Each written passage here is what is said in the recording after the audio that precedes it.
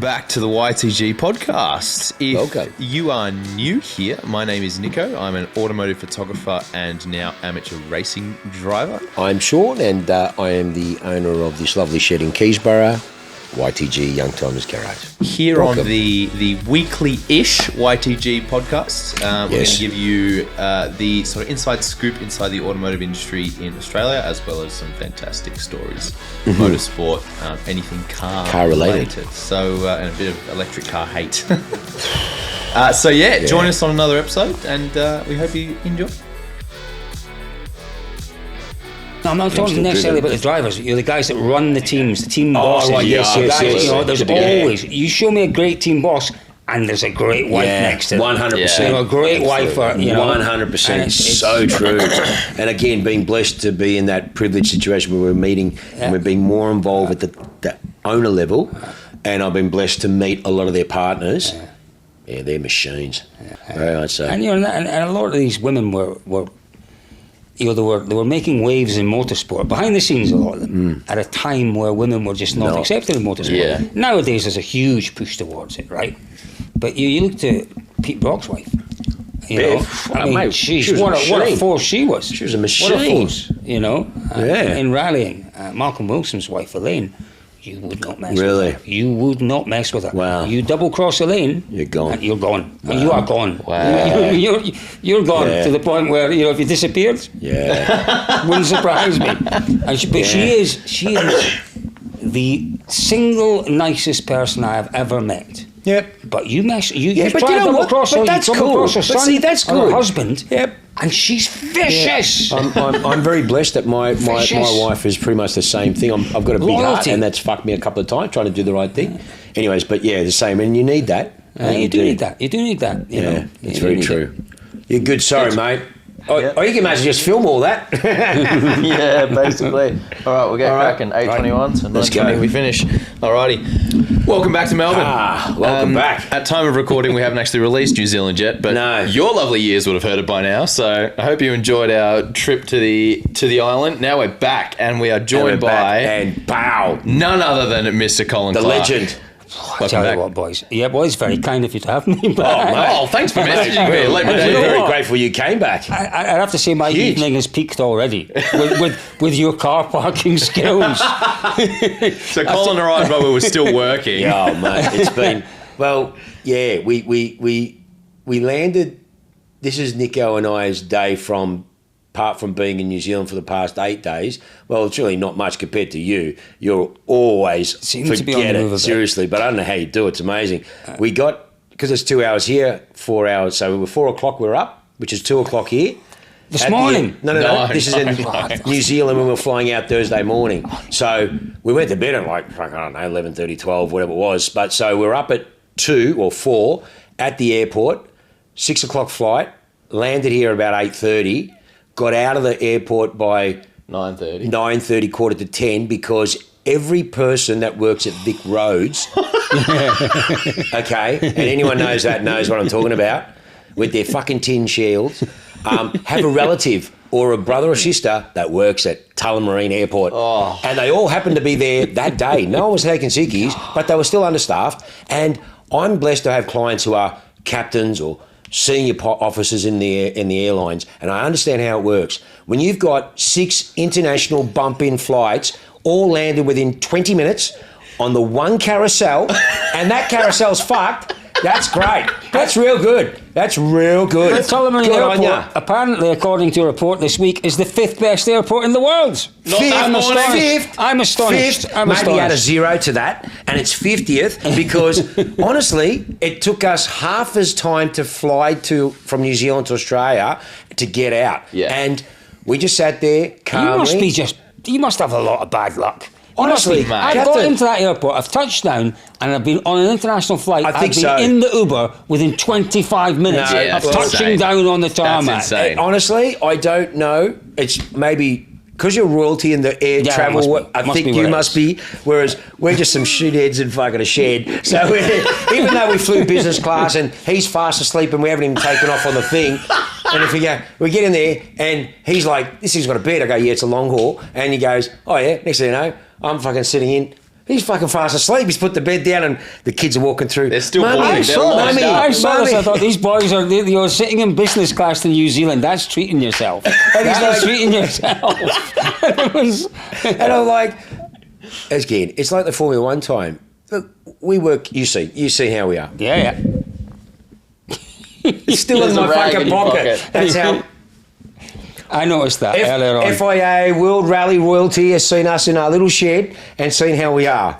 And it's just grinding in the captain. No, I loved it. I loved the fact I got here early and I came through the gates and it just totally blew me away. I'm going, whoa! Yeah, because last time everything was inside. Everything was inside. Yeah. And they're all parked outside and there's as I say, my triumvirate of teenage wet dreams. Yeah. There was the Testarossa, and I'm like, oh my God. I came in, there's a Countach, the black Countach, and then there's the 205 GTI. Yeah. And for me, it was like... Heaven. When I was 14, I could have had it. Forget your Razzle magazines and your Playboys. I could have had a lot of fun with those three cars. You know, Exactly. and it was like, and you were moving them around, and my goodness me. And isn't that? But that's the thing. Special. The diversity that we're always pushing for, and just what you just mentioned. Then, I mean, like they're the most hero pictured '80s cars, and you know, and as I said today, I mean, I'm very blessed and we've been very humbled at what we've had come through, really, in the 5 years we've been here. But even today, and just for some whatever reason, that front entrance there. There's always just been key cars we parked there, but again, we're very blessed to have some key cars here, but we put that there. I'm walking up the stairs late this morning, and I stopped and I looked at it and I took a photo again. And I still pinch myself, feel very blessed that we've got that car here. And it's, one of 33 in the world, right-hand drive, and, we're looking at doing something pretty unique with the car, and it's special. But I mean, I genuinely felt a bit special just standing next to it. And just being able, I'm thinking, I am going to open this door and I am going to sit in it. How good is it? But just standing next to it was just special. And that's the great thing about cars and the cars that you have is the emotion that they can bring to you. Yeah, it means a lot. Thank you. Because you've been around the world. You're at the highest level. But it's not just your $2 million cars and you've got one or two of those. It is the 205. It's the little Renault. It's that fabulous Lancer. And of all the times too, we're very blessed. All the times for you to come and visit us, and look what we've got rally there. cars. All the rally inspirational. And we've been saying that. A lot of the young guys come in, and we had a lot of the cars and coffee for the clubs individually. They come here, and again, people were going when we got those. Oh, I didn't think you'd carry those. I'm not into hot hatches. Like you don't see the A45s and that RS stuff. I get it, but I get that. But I'll tell you what. I'll put money on it. 5 years, 6 years to be in the business now. 5 years from now, you will have Japanese cars down there. You will have Subarus, you'll have Mitsubishis. Those are the cars that, Like NSXs we generally carry. We had an NSX. We've had a few NSXs. We've had an couple Evo. of GT. We have a couple of Evo. Yeah, had a couple of Evos. Wow. The Type R Integras with the round lights. Then we had a few GTRs like R32, but really good, clean ones. Nismos that was built 320 out of 500, original, not been fucked, messed with, all the big exhaust, the rubbish that they do. Just good, honest cars. That's the difficult thing, isn't it? But again, it's a very to big, find one like that. Yeah, Captain. It's a big market. It's not what we know, but because our people love cars. But the youth of today, who are your clients of tomorrow, they're the ones that are growing up on Fast and Furious, and these are the cars that they're going to make a market for. 100%. And the fact I wish I'd kept half the ones I had when I was growing up. I know we're talking about this. It's hindsight. I mean, and again, like you said, with this new youth, in which I'm saying I've been in the industry a while now, I'm seeing the ranges of all this amazing finance all around the world. I was more worried in New Zealand. Fucking pricks will still take cash. You take cash. I call that Aussie cash. Yeah, I know. I know. I was like, you're not going to. Oh. But like the young guys in their crypto. Yeah. Like we've taken crypto on classic Porsches and Ferraris because I'm the only bloke in some take crypto on all this stuff. So a lot of these young guys who owes them $1.50 and they're all.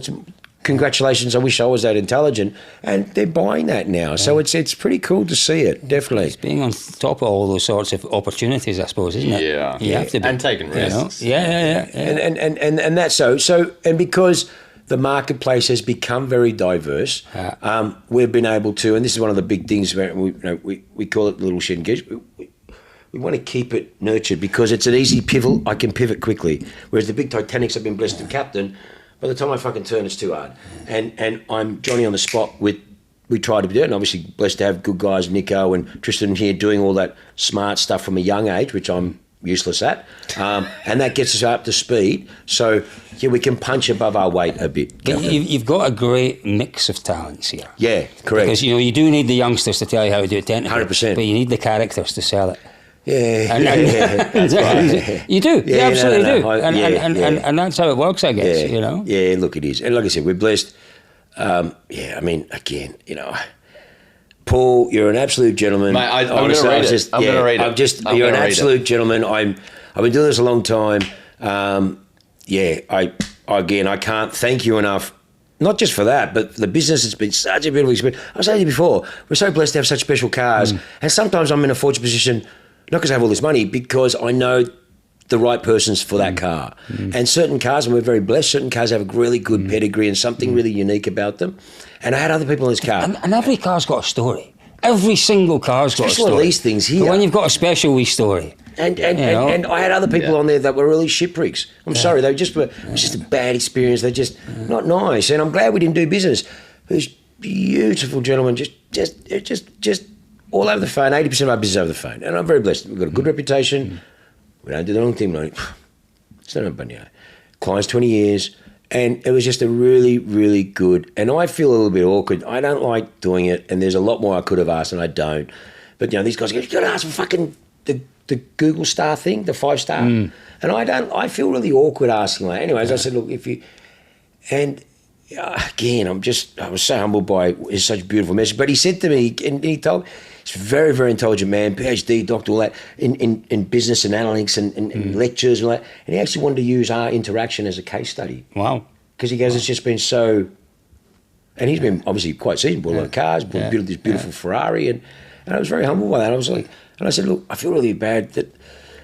Do you think maybe you could just give me a Google 5-star? Mate, I would have been fucking happy. Honestly, boss, I would have been happy... Right, because we do so much other fun, and people are nervous. I mean, there's so many dickheads out there, and especially Ferraris and all that. But faith was there. We proved we did everything right. Again, under promise, over deliver. Always the most simple way. And it was just a beautiful experience. And then when he said, "Look, Sean, you didn't have to ask," and I felt even worse. He goes, "I'm going to do it, but I'm going to do it when I'm ready, and it'll be good." And then my wife goes, "Hey, have you seen this review last night?" I went, "Sorry." She goes, "Paul sent a review." I went, and I'm blessed. I've got a lot of Pauls. And I went, "Paul, which one? Paul, which car?" "Paul Ferrari." I had Paul Porsche. Paul Lamborghini. Okay, she got Paul Ferrari. And they're all great. Paul Ferrari. I went, "Oh, fantastic." But... Okay, so I'll read it. I've not read this. This is the review of the century. Sorry, I don't mean to bore you. It was just, we're very humbled and very grateful. This is worth listening to, because this reads like a... Honestly, he was just a beautiful person, and I'm very, very grateful. So, from Paul Ryder. Gentle reader, this review will be in 2 parts. The first pertains to my pre-purchase and pre-delivery experience. Part 2 will be published when I receive the vehicle I have purchased from YTG. In February 2025, I made the decision to buy a classic Ferrari. I wanted something truly special, a standout gated manual, a Spider with a remarkable provenance. I called Sean Baker at YTG about a 2001 360 Spider, purchased new by none other than Australian cricket legend Shane Warne. Regardless of the retail price, this is precisely the kind of machine that YTG loves to stock, something classic, original and remarkable. It quickly became clear that Sean was not going to sell the car to just anyone. The fit had to be right. Now, a gentle warning, gentle reader. Sean is a very busy man, so you must be patient. He will get back to you when you speak with him. You'll be delighted with his laconic? I don't even know what that word means. Yeah, he's very, very intelligent. I don't understand half the words. Deeply impressed with his extraordinary depth of his industry experience. Mainly, though, you'll be lured by his love for the automobile. I placed a good faith holding deposit on the vehicle, and in early April landed in Tullamarine, obviously had a better experience than us. Yes. Where I was picked up as promised and delivered to YTG's deceptively plain premises. Thanks, Sam. You're an absolute champion. From the outside, at least, in Keysborough. The door rolled up. YTG is not open to the public and operates strictly by appointment. And there was Mr. Baker. Behind him sat a Lamborghini Countach. And behind that, a breathtaking array of special cars, including my car to be, the Warnie. An expletive entirely... I can't even read half of these words. Passed from my lips, and Sean's face broke into a broad smile. Everyone reacts like that, he said. Welcome to YTG. This is so He's great. Because he waved and he goes, what the fuck? And I went, yeah, because you know how we are. We don't, Captain, you don't know me, you don't know my background, you don't know my bar of soap, which is great, okay? So when you ring up, hi Colin, how you going? Good, I'm ringing about your Porsche. Yes, sir, no worries. So tell me about the car. Okay, well, all right, whereabouts are you? Well, sir, I've got a shed in Keysborough. Sorry? I've got a little shed in Keysborough. Oh, a shed in Keysborough. Now, the best is they go, I bought from Dutton's, fucking grouse. I built the joint. So it's like, oh, okay, well, no, I'm not like Dutton's.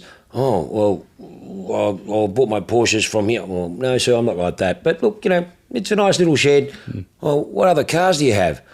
Oh, I got an old Jag, a couple of old Renaults, an old, look at one or two old Porsches and, I don't know, a couple of old Fords.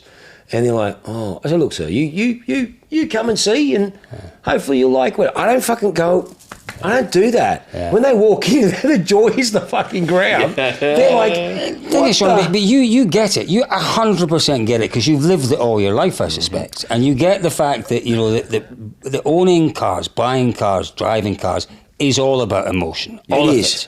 All of it. Especially here. And if you go into an environment where you feel that emotion the minute you walk through the door, you talk to it would be unfair to call you a salesperson, but you are probably the best car salesperson in Melbourne.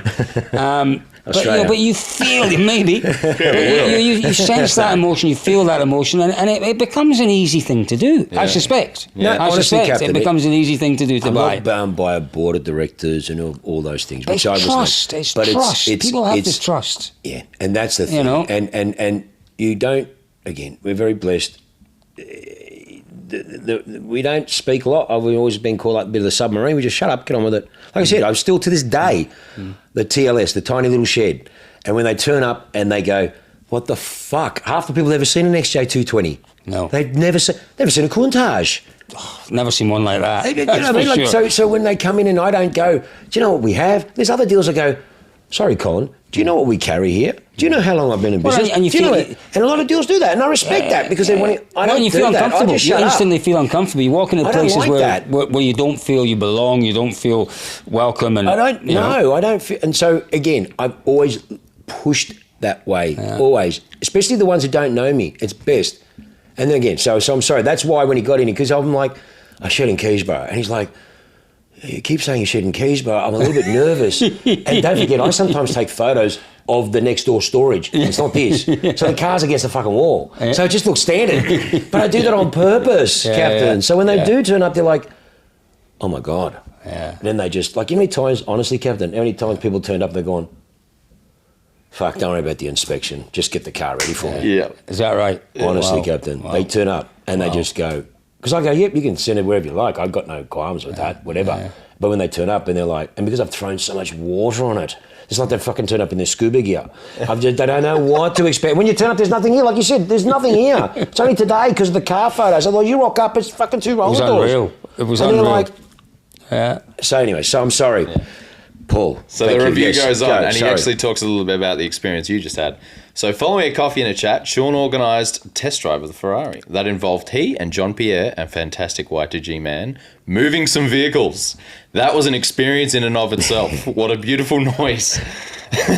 Especially in the cavernous and exquisitely appointed YTG premises. Who is this guy?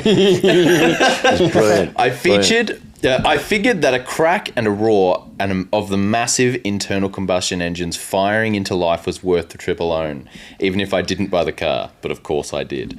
Sean decided that I was the perfect buyer for the Warnie, and I decided that the vehicle was meant for me, and that I was meant to deal with Sean Baker and YTG. The rest is history, and a conformatory test drive was a riveting experience, although I quickly learned that I needed to learn how to drive a Ferrari.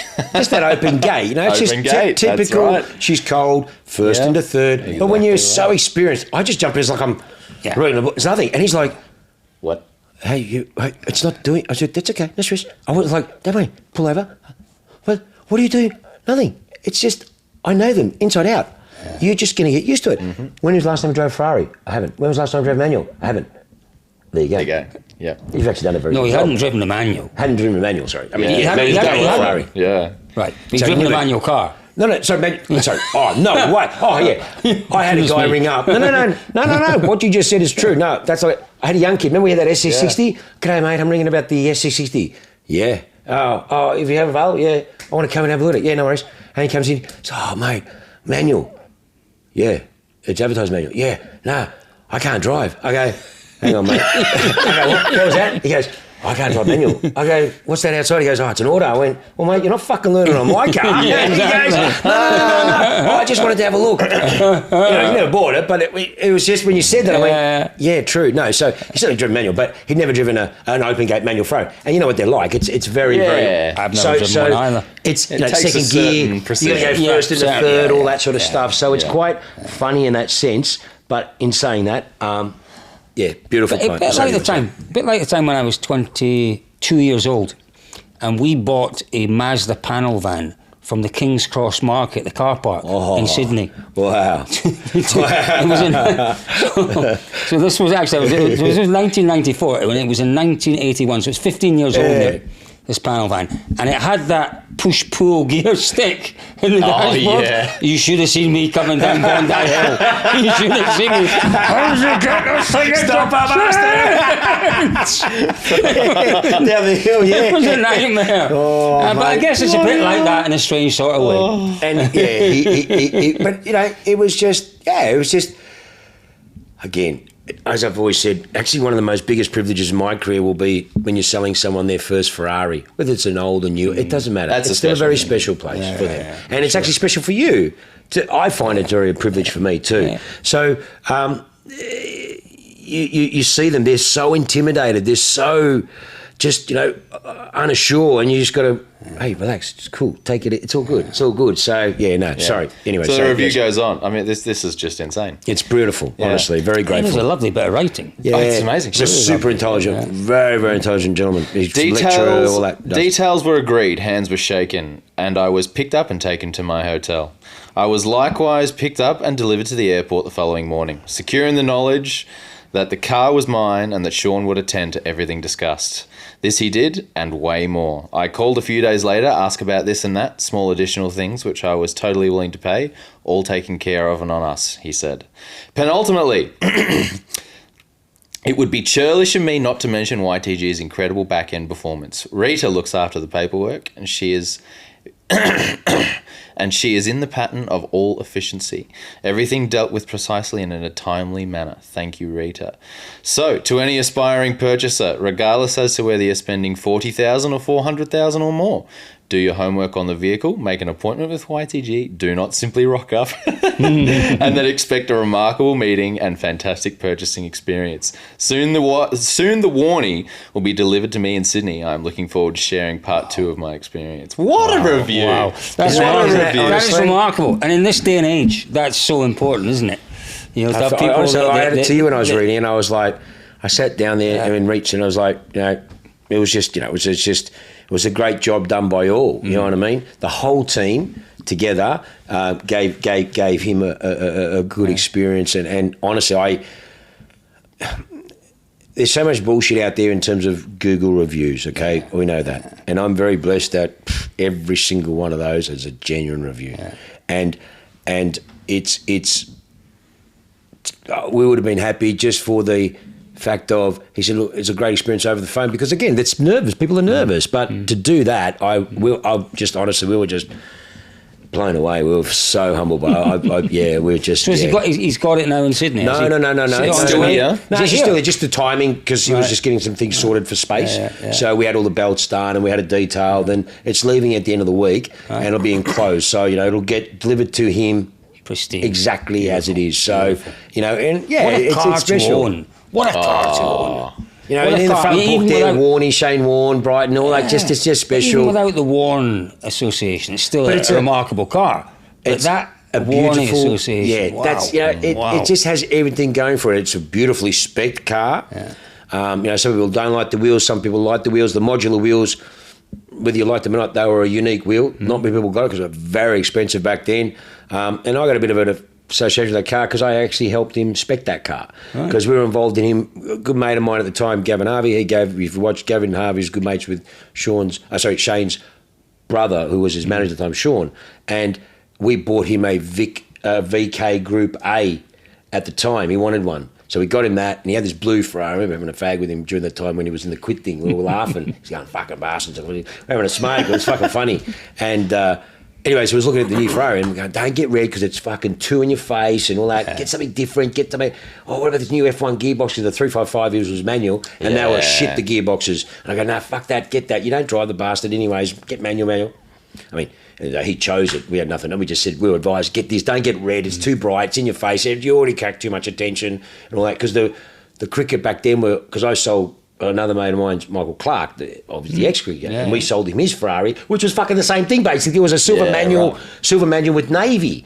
Back then I was at the Millions, and that's when we got into trouble with Lara Bingle and the car and all that shit, and we had it there, and I got into trouble on the paper and all that stuff when I bingle Lara Bingle's car. Can you believe that shit, the journalist?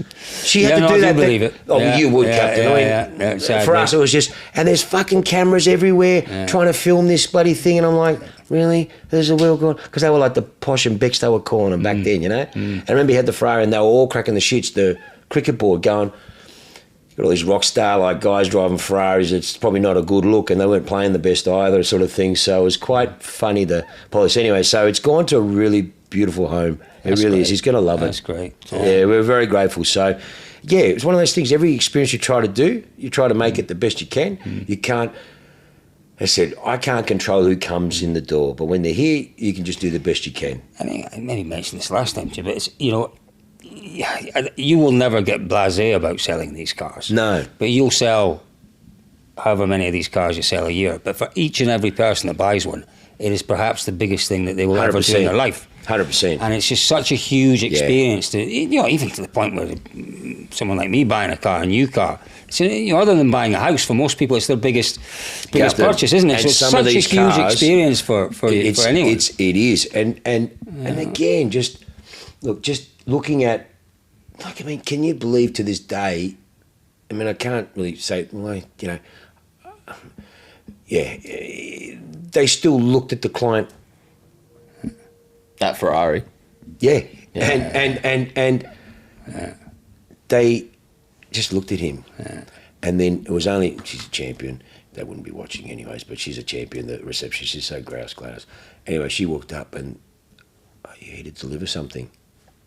Sorry? Are you here to deliver something? He's got $1 million ready to fucking buy a car. Yeah.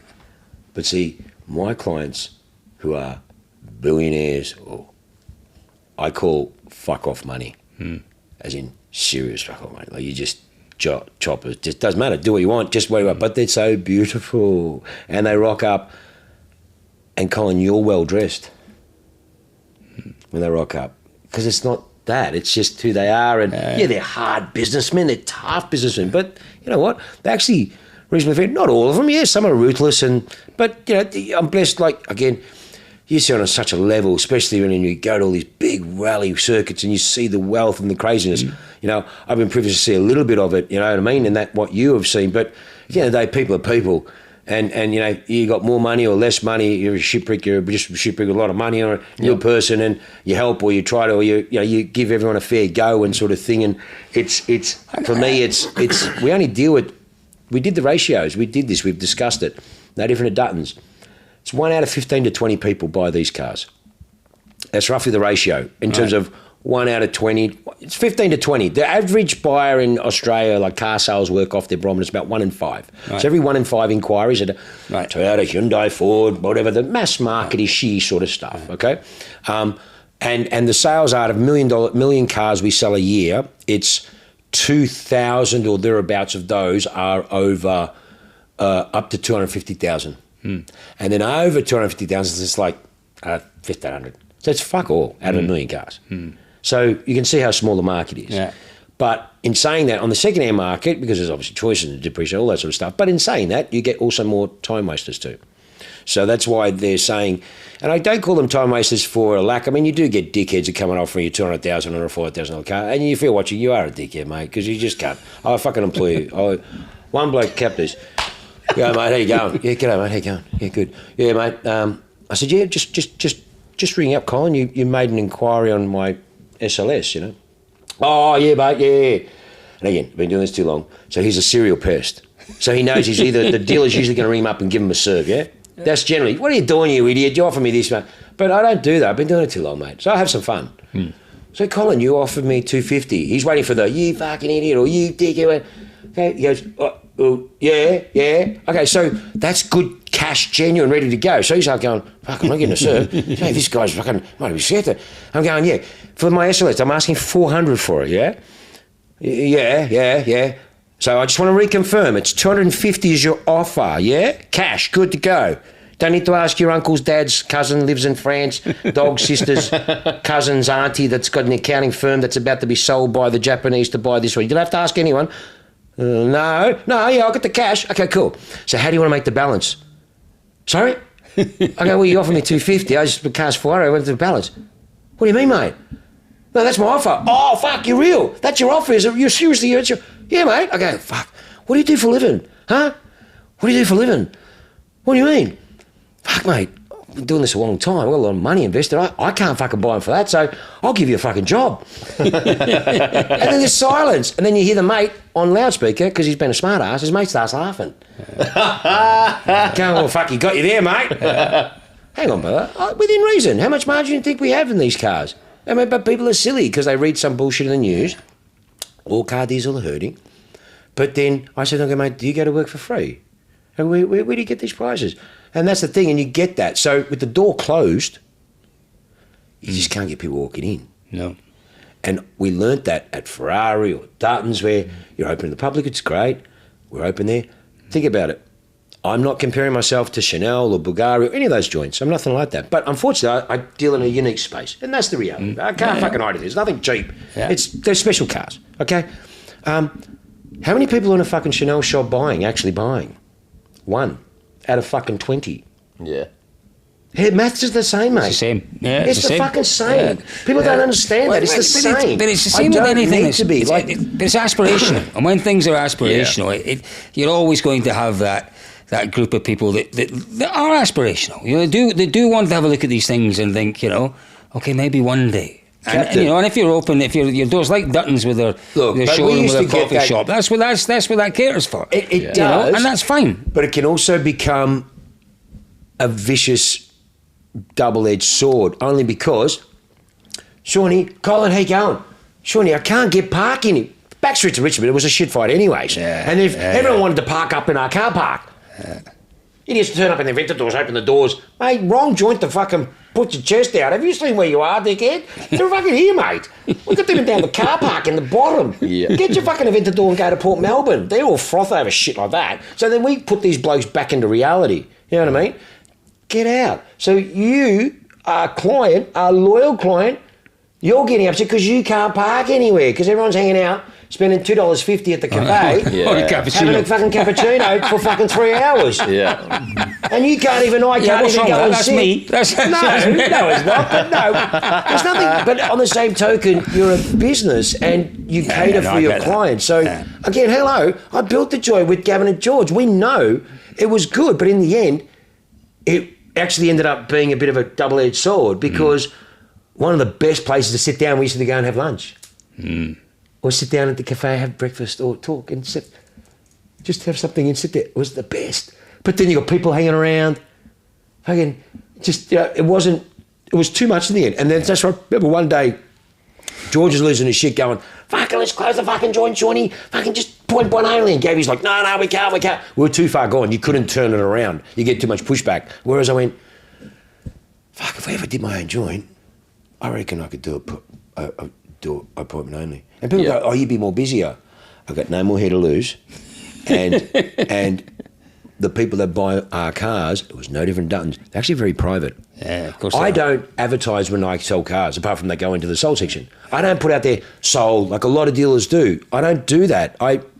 it's not a flex or anything. I'm very private. My clients don't want to know that someone's seen, it's out there in the social. We advertise cars that have come in, but we don't when we sell. Maybe one or two key cars like our Murcielago. That was more to the market because everyone was throwing rocks at us and we got the right money overseas. You know what I mean? And people used to throw rocks at us at Duttons. And I go, well, sir, where do you see Red Cross here? We're a business. And we'd love to retain the car in Australia. But if these are global cars and if the market's dictating, what do you want me to do? What do you want to do? But, like I said, these are the ones who throw the rocks. They're not buyers. So I may as well leave them out. Yeah. No, it's about understanding where your market is, who you're trying to appeal to. Yeah. And then it's about understanding that there's only so many hours in a day. Well, that's there's only so much you can do, isn't there? You can't be answering the phone every 5 minutes to every. Yeah. Well, we landed. Like I said, we went home. He went straight home. We came here. I've got no sympathy for you. No. That's you went the way out it is. business class. You came back business class, right? You try and do that when you turn right when you go into the airplane. Captain. You try and do it. Turn right, and you try and do that then.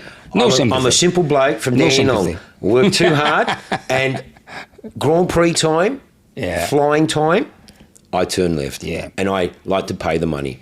Don't go to the pisses, don't go to the hookers, don't go to the gambling, don't go to the casino. We just work hard and look after our families. And then when we're privileged to do something like we were blessed to be involved with Erebus, and that was a really, really good thing for us in Taupo.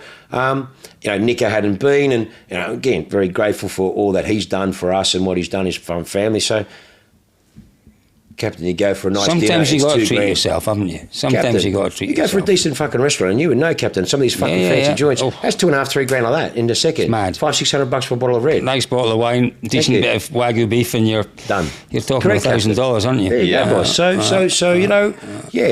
did that in New Zealand too. Did you? Did you? Some nice Wagyu beef in New Zealand, some proper wine. Do you know what I did coming back from New Zealand? I can't believe it.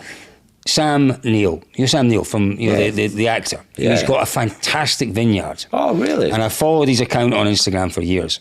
And I'm coming back from the Otago Rally, which is Dunedin, flying out of Queenstown. Oh, beautiful. Oh, my good God. But Queenstown, it was 25 years since I've been to Queenstown. Oh, wow. It's a different place. Oh, my good God. I can imagine. I wouldn't know what it's like back there. It took me half an hour to get out of the airport with the traffic. It was horrendous. Yeah. Anyway, so I'm coming back to Queenstown. I thought, Sam Neill's place must be somewhere near here because I followed all his Instagram and I'm thinking, this looks very familiar. So I stop in this wee place called Clyde, which is a Scottish name of place.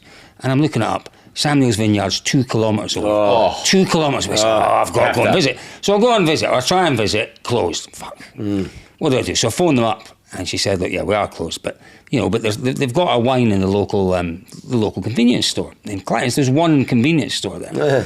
So I went in and I thought, I'm going to treat myself. So I got 3 bottles.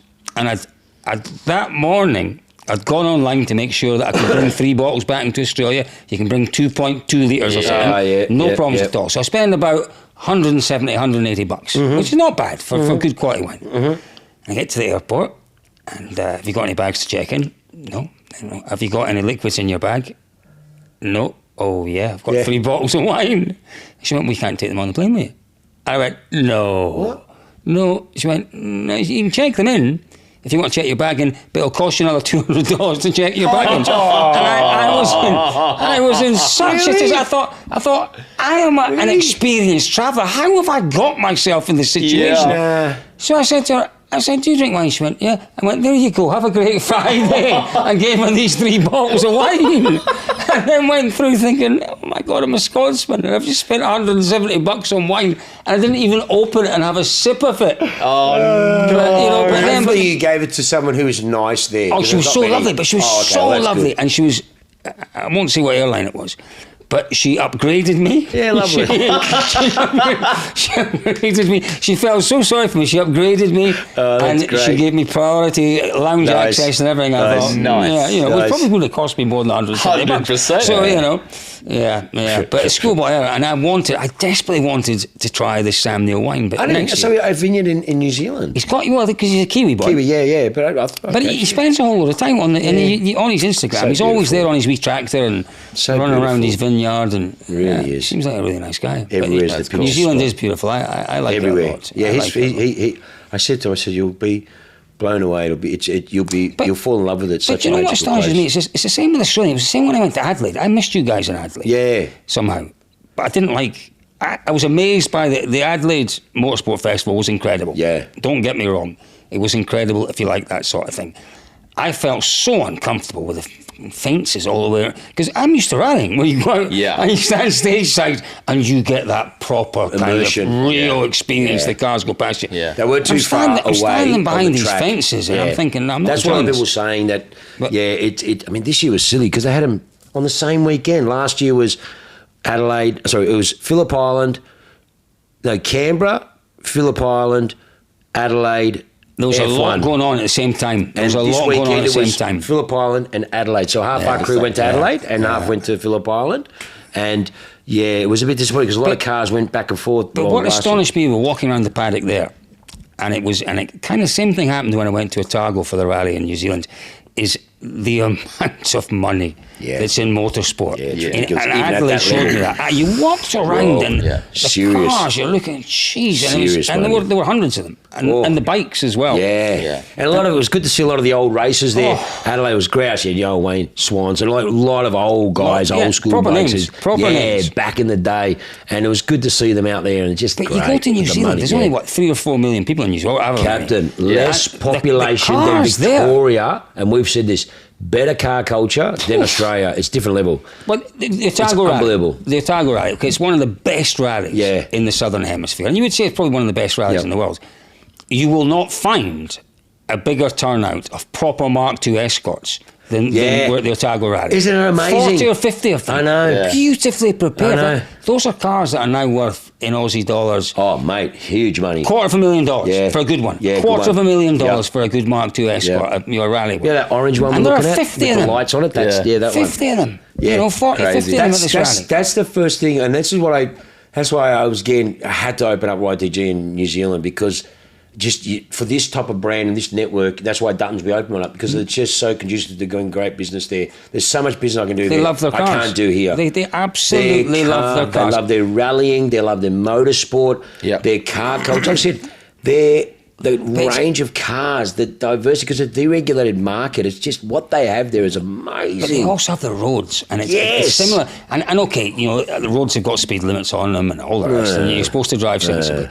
But you do have the opportunity out there, if you've got a decent car, to give it a little bit of something. It's the same as Finland. You look at Finland, 5 million people in Finland. Some of the best F1 drivers, rally drivers in the world come from Finland, because you've got the roads. You've got these wonderful roads that people can enjoy their cars on. Especially the South Island. It's really important. I spent so much time there. Like, their photos are full. Like, it's 2 hours to get there, but it's not. It's 4 hours, because you drive, pull over. Run across the road, take a photo, go back in the car, go again. Stop, take a photo. And you know now why so many car companies go there and film their ads on these roads. Because it's just epic. And their cops, I love New Zealand police. New Zealand police are just cool. They're just so down to earth. They're just understanding. I mean, I just wish Victorian police would be as, not lenient, but broad-minded thinking. Well, the last rally in New Zealand, they had a stage at the Waikato River, and the stop line was, you came through a little village down to the Waikato River, the head of Waikato River, through this little village, school, all the rest, and you went maybe 4 k's up to the stop line of the stage. So the cars, as they were coming out the stage, were coming back down through the village and round through the river. So I'd been at the stop line, and I was in a rush to get to the next stage, and I'm always in a rush. And I'm coming down the hill, and I'm doing, I don't know what speed I was doing, but I saw this police car parked at the side of the road, woman sitting at the side of the car with a speed gun out, and I thought, there's no point in arguing. So I pulled up right next to her and stopped. She went, do you know what the speed limit was? I'm going, I don't know what it was, but I'm sure I was over the limit. And she went, right, okay, and why were you driving? I went, look, I'm really sorry. I wasn't, I know I wasn't concentrating, but I was following the rally, and I was just, got a little bit carried away. And she went, right, okay, well, you were about 15 kilometres an hour, 20 kilometres an hour over the limit, and there's a school there. I can't tell you how sorry I am. And she went, okay, well, listen, normally I should ban you. That's enough to take your licence off you and to take your plates off you. She said, but all I'm going to do is report you to the rally, and you just take this as a lesson and just keep going and make sure that you drive within. I thought, few. Yeah. that was the first stage of the day, and if I'd lost my license there, I'm in all sorts of trouble. But then I thought, what a sensible approach, you know. And I did drive, and I normally drive sensibly. And that was for me. I'm not an angel when I'm driving by any stretch, but I do my very best to stick within the limits. Now it's different if you're a young guy.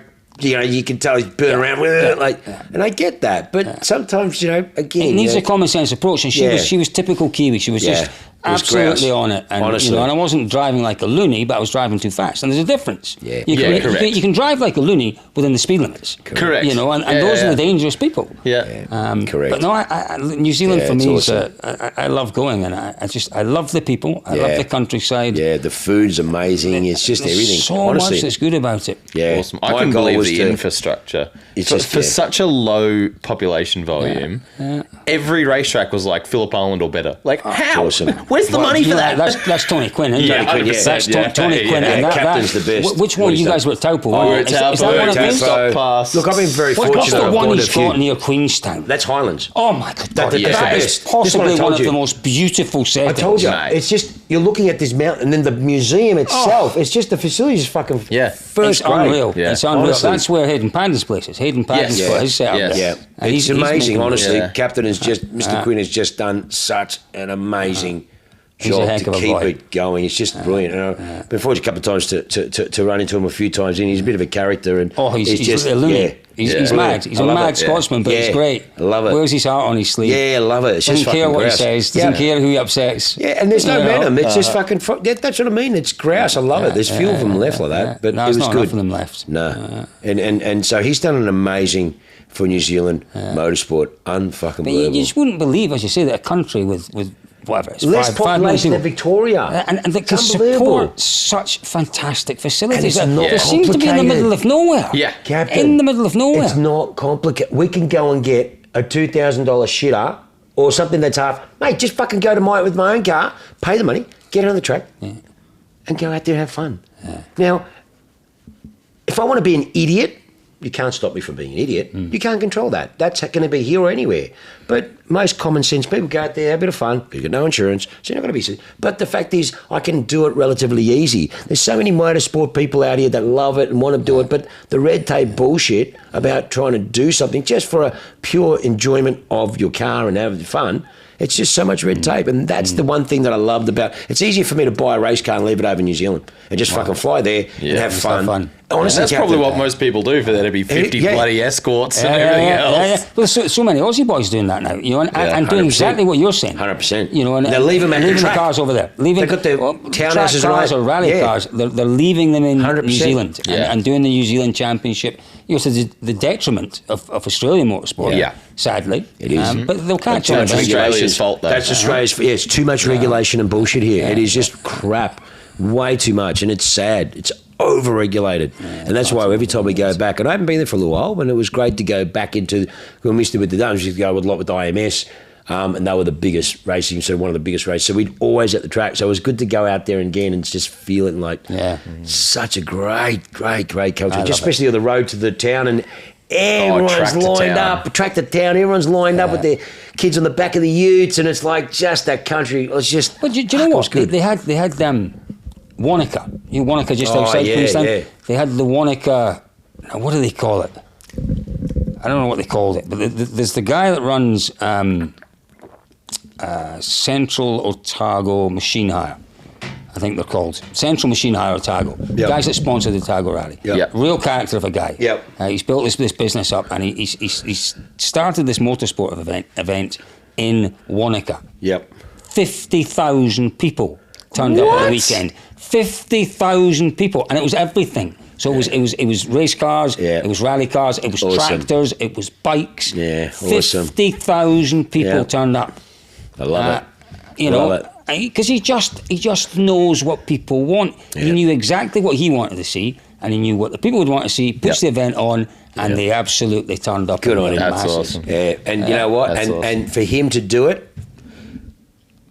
there'll be the less bullshit and regulation. I mean, you know, we got fines just from our cars and coffee when we had the boys from the UK over. 3,500 people we had in, and they had the council up my arse. I was brushing the teeth in the morning. So it was just, I mean, we sort it all out. Yeah. So just but again, just the red tape of having a massive cars and coffee here because it was a gathering. Right. And I needed the right permits. Right. Oh dear. Yeah, correct. Welcome to Australia. Yeah, raising money for charity. It is the way. So that's why it's sad, everywhere. these amazing things you can do over there, and that's why it was just a no-brainer for us to open up there. Yeah. No-brainer. Nice stuff. Yeah. Nice It's stuff. amazing how different it can be. Yeah, and it's just 4-hour flight across the water, and it's mad. you're absolute cousins. I mean, it's it's not a huge amount of difference. It's easier to fly there, apart from the international part of it, than it is to fly to Perth. Yeah. It's less time. That's true. Yeah, certainly less time than Darwin. That's for sure. Yeah, 100%. Yeah. But it's the international factor, but in saying, it's amazing. Again, I was so blown away, and and they're just such the people, the cuck, and you just don't know what's in the next shed. The shit that I find in these sheds, you're like, are you serious? Is that, yep. So when you talked about, you were talking about a guy earlier on, and I wasn't sure who he was, but I've got some really good friends down in Otago, and the road from Otago up to Queenstown, up to Christchurch, is a beautiful road, really beautiful road, just winds its way up. Yeah. And I remember coming down the first time, and on the left-hand side, and it was about halfway down, you come through a little village, and then there was a shed, and it was a shed. Your place isn't a shed. Much as you describe it as a shed, it's not a shed. There was a shed, and there was something, and I distinctly remember driving past, and there was just quite a subtle Ferrari sign somewhere. And I drove past thinking, I wonder what that's all about. And then I get down, I'm talking to my mate who was a photographer, and he's saying, next time you come, we must take you to so-and-so's place. I'm like, what are you talking about? So here's this guy, he's been associated with Ferrari for years. You wait till you see what he's got in his shed. And it's the shed that I drove past that was a shed, and apparently he's got the best collection of Ferraris in all of New Zealand. And he said, you would not believe what is behind the doors. Did you meet him? Didn't meet him, because I haven't done it yet. But he's an older guy. I thought he was an engineer or something. This will be... The first Ferrari guy. Yeah, this is they're American hippies. I don't know. But he said it was, we went there. It's a shed up on the hill. I've got no idea. What was the name of the town? I've got no idea. I get a bit confused, but it was a shed. I do remember that. It was like a rickety wooden shed. Yeah, that's and this guy had. This was the oldest Ferrari in the world, road registered Ferrari, and I was with them. That could be the same guy. And back then, this is like 2014, 15. And I remember we were talking. They're the most beautiful people. We were spending some time. Went on a Ferrari run up to the hill, up the house, overlooking this big thing. Up the top of the island there. It was beautiful. We did a big run, and they were getting royalties from like Texaco. They were Texans. They went and said, right, we want your land, and we'll lease it off for your family for the next 200 years. So they're getting, for the last 45 years, $25 million a year. And they're living in New Zealand. I showed you the pictures. Yeah. 8 Cs and all this stuff just sitting there. Yeah. And they were It must be the same person. They were the most hippies, brother. Long hair, just grouse, road maps in the car. And I remember she saying, yeah, Sean, we drive it. And I'm like, Myrtle, I think her name was. And I hugged her and went, oh, you're the best. And had like those old doily, those doily like blankets in the back, the script. Had that in the back, the road maps. And we were working out back then, what's it worth? And we thought, fuck, €30, 30 million, 40 million euro. Whoa. And supposedly she knocked back €100 million for the car. It's the world's first registered Ferrari. Wow. Typo 30, whatever it was. And I've got photos with it sitting there, started up, and unbelievable. And I was just so privileged. And but you're right. We'd never pick it. And this is on that rally. I'm in a 458 driving, like 3-year-old 458 on the roads, gravel. These guys are in Countages, Muras, driving them. And I'm like, Colin, I'm like, fair play. Mate, people at home would be too scared. Oh, it's going to rain. Ah! They're going, no, Sean. You people, it's funny. You don't drive. We drive them. Like, they're out there driving. I'm like, what a great car culture. That's just fantastic. But the Bowden's boys, the Bowdens, the Bowdens own, the collection they brought their Mercedes, that Gullwing Mercedes. They bought that to the last Target that we did. Yeah, It's Target's it's tarmac stages, and it's. Were they in the Tour? I think they may have been in the Tour. But there's gravel sections in between. Yeah. You know, 10, 20 k's of gravel, and this car was coming out covered in gravel rash. It looked immaculate. 20 minutes with their products, literally, and it looked utterly the best car detailers in the world. Yeah, it's just but great. you know, but they drove them. They took them to the garage. They let the kids get in the front seat, and they let me sit in it. And cool. it was just. I mean, it's just great. It's just people that own these cars and then actually use them.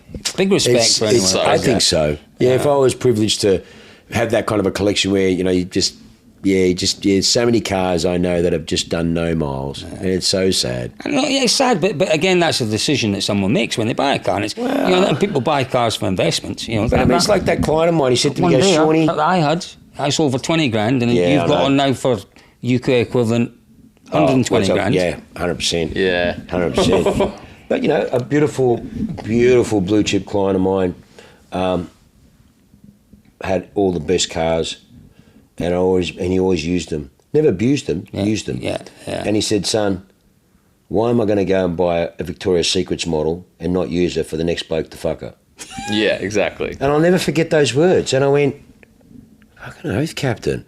He goes, I want to enjoy it. I want to, why just look at them? Why? And the next bloke, fuck that. And I'm like, yeah, man, you don't have to go and put 10,000 Ks on them, even though I've got clients that have done it. They don't give a shit. I've got a client that's 599 GDO.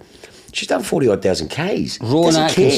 Rowan Atkinson, I heard twice. him being... Rowan Atkinson, the McLaren. Yeah, twice. How many miles did he put on it? And a smash. How many miles did he put on it, though? It was heaps. 70,000 miles. Miles, not kilometres. 70,000 miles he put on it. And both times the rear or the front got taken off. It was $1 million to repair it after the first crash. I mean, I think he sold it for 12 or 14 or something. He sold it for some crazy money. Ridiculous. I mean, but he drove it and he enjoyed that's it. That's the thing. It's so rouse. Cool. I mean, really. Again, you know, a couple of clients, they're total opposites, one of them I sold his first Ferrari back in when I was at Ferrari the first time, 06.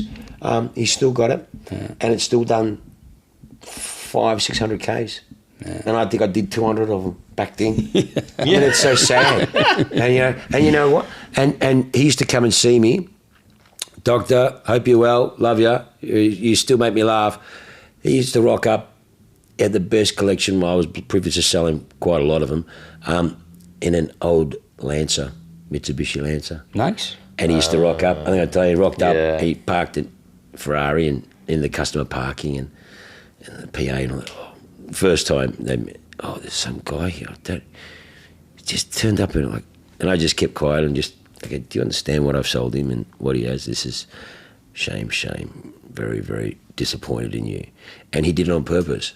And he drove this beat-up Lancer, like it was beat up, and had the best selection of Ferraris. And he loved it because he just looked, sit there and have a glass of wine and look at them.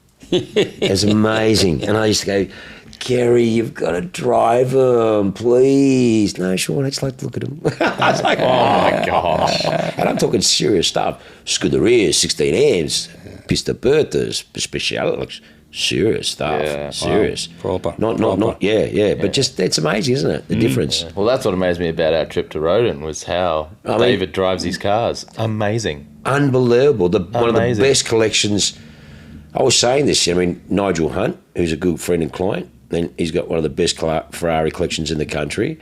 And I said, I'm blessed to know both Nigel and David, and done business on both of them. And combined, they would have the best collection in the Southern Hemisphere of Ferraris. Oh, fuck yeah. And special Ferraris. I'm not talking normal shit. They're best. I mean, when someone builds something for you from Ferrari, build it for you because you asked. I mean, that's big. That's big. Yeah. Wow. Yeah. That's big. We were talking to him and Sean and Liam were talking about, this person, that person. That person has some problems with Ferraris. And he just goes, I've never had any issues. Never had an issue. And you hear someone say that. And and again, we're very privileged to have some beautiful clients that on that next level. So, when you have a client that's direct, you don't go through the dealer, you just go direct and you have your own personal number. And they do whatever you want. We have clients that have their personal direct number to Porsche. They don't go through the dealer network. And there's only 2 in the country and they're both of our clients and they both got, their Moby Dick or their Range Sport, no one else. And they just go straight to the factory. Yeah. Wow. That's special. You know what I mean? That's just OG. Yeah. And those beautiful cars, you know, and then that's just, when you hear that and you're like, yeah, man, that's great. And that's why I even made it more, I'm always very thankful for David's time, you know, one of the wealthiest men in the Southern Hemisphere. And, you know, who the fuck are we? We're just a couple of blokes and love cars and known him for a long time. He's always very gracious with his time. So it's just, and to walk through and see that, and when you've got more infrastructure and manufacturing than the fucking Ferrari F1 team, that's just unbelievable. Mad. It's just amazing. He's just unhinged. Like, as we're driving up there, we passed a town which is about an hour away from where his facility is, which is right at the foothills of the mountains. It's not near any town, right? It's just in the middle of nowhere. Beautiful. So it's still an hour away. We're passing the nearest town and the supermarket, and Liam goes, yeah, last time I was coming back through here with a horse float, on my way, David blew past me in his Monza SP3, which is a Daytona SP3. Daytona SP3, which is a $6, $7, $8, $9 million special edition Ferrari. Yeah. Only how many 499 in the world or something like that? Wow. It's one of the Nigel's top special edition Nigel's ones. got one in grey and knockback 10. So like and a he's serious like, car. he blew past me on his Sunday run to and the it's shops. full of bugs and it's just shit everywhere. It's an hour from his facility to the shop, so he's done 2 hours in this $6 million Ferrari. Liam gets to the town. There's the Ferrari parked up right next to the trolley bay at the supermarket. Key on the seat. Roof off, key on seat. Because one, people aren't going to steal that car there. It's just something about that. People will steal cars. There's car thieves everywhere. They're not going to steal that. And it's just more in awe of, they know who he is, mate. You know what I mean? Like, they respect it. They respect the fact and the fact that he's just, and he's just so chilled about it. He's not precious. Like, you know, there was easy 50, 60, 70, 80 million bucks worth of cars just lying around. Easy. You know, I'm probably being conservative, but every fucking one of them is beautiful. Used. Every one of them had bug splatters on the front. Every single one of them. It's like, that one's done 100 laps on my track. That one's done 1,000 laps. Like, what? And just, but do you think that's, love it. He's just an absolute if we were gentleman. ever in that position, if we ever, if we became, if we ever discovered something or an app that took off overnight and thought, we can spend 100 million on cars, I think I would drive them. I think I would. I think I would. I've got a very dear client of mine, and today he came past and saw me, and I saw it with my own eyes. And I know this is happening, and it's one of those things that when it happens, it'll just be all over. And he's an instant billionaire when you're talking about governments and government agencies and all that. And we've known each other a long time, and I've seen some pretty privileged stuff. And I know what he's like. And he's like, Shawnee, this takes off. We're going to be playing fucking smash-up derbies with La Ferraris. And you know what? Mark my words. If he does... It's not lying. And he's the top bloke that would. And it's just like that instant... Like, if he does, I've seen it, and I can't really say too much, but it'll be the world-changing thing. And it's just... so it's serious stuff. That's quite intriguing. NASA, it's very cool. NASA and all that sort of stuff. And here I am, fucking dandy boy, and I'm looking at this stuff, and he's like this, and it's all serious stuff. Like, it's all serious. Like, it's all done, paying that. And it's just like instant, and like that's the type of cat that, again, just the extreme that let's just do it because we can, and it's just crazy shit. And like I said, you got guys like Monza SP3s, like Daytona, $10 million cars, bug splattered. So cool. It's just brilliant. Beautiful. So cool. I love to see that. Not, just, okay, I've got it, I'm blessed I got it, but hey, man, let's enjoy it. It's so privileged to have these cars. Just to get out there and battle. You know what? It's in rallying, I don't know, the world's most expensive rally car. What is it? I don't know. But it's an interesting question. Would it be maybe the Group B? Well, I think that short wheelbase rally, the Audi sold for some pretty serious money. The Quattro, was it €3 or €4 million or more? Wasn't it? So the works car, the yellow and the black and the S1. The S1, the short wheelbase. Maybe now the guy who owns Dirtfish bought one for a good price a few years ago. It's probably worth 3 times that now. I don't think it's worth 5 million, but it might be. But I suppose the right person that wants that car, and it's originality. It's the same as your cars. You know, there are lots of Audi Quattros out there. In fact, there are more Audi Quattros now than were originally made. Right? You know, and that's a strange thing. So you have to be, like your business with rally cars, you have to be really careful. But what I love, and there's a guy called Mal Keogh, based up in Queensland. He has built, and it's a replica, but it's a replica with original parts. Wow, yeah. You know, my good God, like a recreation. Rally, what was the rally? Canberra rally a couple of weeks ago. There's footage of Keogh on that rally in this Quattro, and it just looks and sounds beautiful. I've driven it. I drove it, and it scared the crap out of me. Really? Properly scared the shit out of me. I never got more than, I think I went for third gear and went from second and put it into first. Oh, crap. At that point, I'm thinking, you know, but anyway, I drove it a wee bit, and it scared the shit out of me. It was just a difficult car to drive. But there's footage of Mal on Canberra taking a jump in this car, and it's like, yes. Yeah. You rarely see even replicas on gravel these days. Yeah. And if you do see them on gravel, they're driven hard, but they're driven sensibly. Yeah. Jesus Christ, Mal was over this jump and was miles in the air. It was flat out. It was flat out over a proper big jump. And it's like, that's how you should drive these things. Yeah, and it was just, it was special to watch. And I think it's the Group B cars seem to be the ones, obviously, from that era, I guess, isn't it? Obviously the Colin McRae cars. Yeah. Another Klein had a pretty serious Colin McRae, and then ProDrive bought it. Yeah, and then there's cars with provenance in terms of, you know, the rally wins that give them value. Yeah. I would struggle to say, and it's an interesting. I'll ask the boys, you know, because I thought the biggest price was that short wheelbase, which I thought was around 3 or 4 million euros. I thought just recently. One sold reasonably recently for that. Yeah, which then puts my boss's car in another level. Yeah, because his was a Hanno Mikkola car. Oh, wow. What it doesn't have is WRC pedigree, because it was a recce car. It did win rallies, but they recce'd in rally cars, in full Group B cars. Full Group B cars. Wow, is that what they did the recce? But it was owned by. That's fucking gangster, isn't it? But this car was owned by the Audi Sport Museum, and the Audi Sport Museum have said on record it is the most original.